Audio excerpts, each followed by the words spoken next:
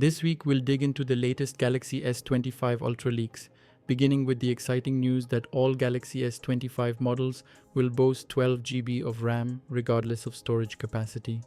Furthermore, the Snapdragon 8 Elite chipset will power all variants in every market. The Galaxy S25 series could integrate life-saving features, potentially enabled by a car detection sensor.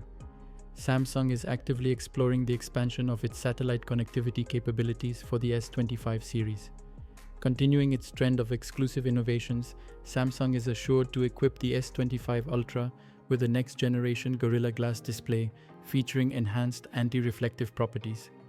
Beyond improved glare reduction, the new glass will offer enhanced durability compared to previous generations. Furthermore, we have confirmed the camera specifications for the Galaxy S25 Ultra. It will feature a dual zoom setup with 5x and 3x lenses, a new 50-megapixel ultra-wide-angle lens, and a 200-megapixel main camera sensor. The Galaxy S25 series could include a special perk: free access to Gemini Advance. Thanks to Samsung's collaboration with Google, users might enjoy this powerful AI assistant at no extra cost. Normally, Gemini Advance requires a $20 monthly subscription.